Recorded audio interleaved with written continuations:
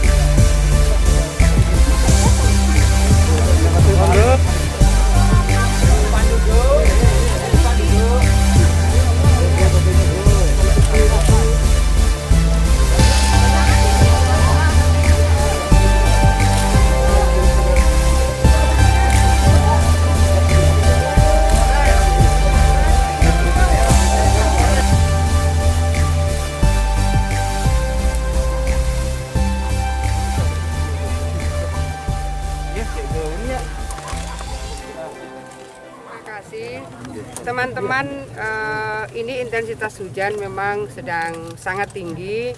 Kepala BMKG memberikan warning tentang hidrometeorologi. Jadi apakah terkait dengan perubahan iklim yang kemudian menimbulkan intensitas hujan yang sangat tinggi. Mitigasi sebetulnya juga sudah dilakukan, tapi ketika intensitas hujan yang tinggi itu melampaui dari apa yang diprediksi, maka kita bisa melihat bahwa banjir yang kelihatan lebih besar dari tahun-tahun sebelumnya ini dialami oleh sekian banyak daerah di Indonesia termasuk di Jawa Timur. Tapi ada hal yang sesungguhnya mitigasinya bisa lebih sederhana.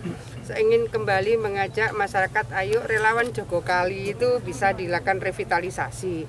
Ini kan ada kaitan dengan sampah.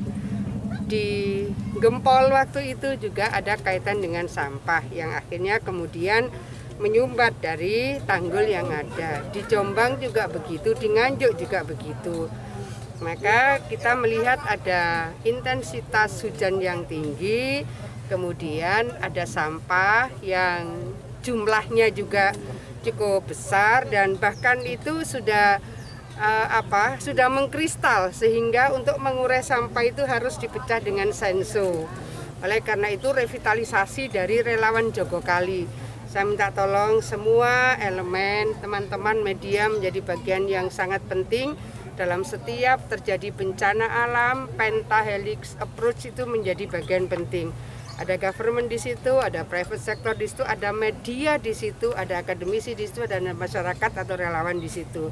Oleh karena itu saya minta tolong teman-teman jurnalis di sini sampaikan pesan bahwa memang kali ini sungai ini harus dijaga. Nah, relawan Jogokali itu yang kira-kira passionnya, hatinya ada di dalam proses penjagaan, pengawalan supaya sungai kita bersih dan sungai kita tidak dijadikan tempat pembuangan sampah. Tapi kalau misalnya kemudian sampah yang masuk itu ada material dari gunung misalnya karena hulunya, itu memang harus dilakukan proses antisipasi secara lebih komprehensif.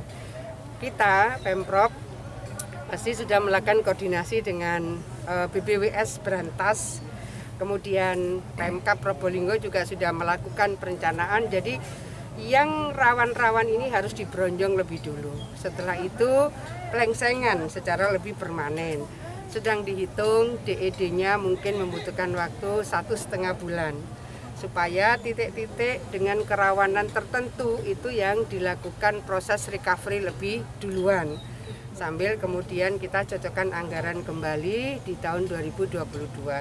Tapi bahwa dari Kementerian PUPR lewat BPWS Berantas sudah mengalokasikan anggaran, dari Pemkab sudah, Pemprov juga sudah bersambung. Jadi dalam waktu dekat kalau ini sudah dimungkinkan bronjong itu bisa dimulai segera.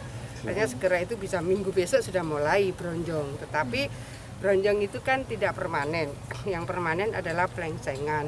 Titik-titik strategis mana yang harus dilakukan pelengsengan lebih dulu. Kemudian kita lihat kekuatan dari jembatan. Jembatan ini mempersambungkan di antara dua komunitas. Ini yang juga harus dijaga supaya bagaimana jembatan ini bisa diprioritaskan untuk bisa membantu mobilitas masyarakat di saat pelengsengan dilakukan gitu ya, atau bronjong diprioritaskan, tetapi juga jembatan ini harus dilihat kekuatannya dan opsi untuk bisa menyiapkan mobilitas masyarakat supaya koneksitas tetap tersambung. Rumah warga yang ada di sepadan sungai apa ada relokasi? Ismari rek.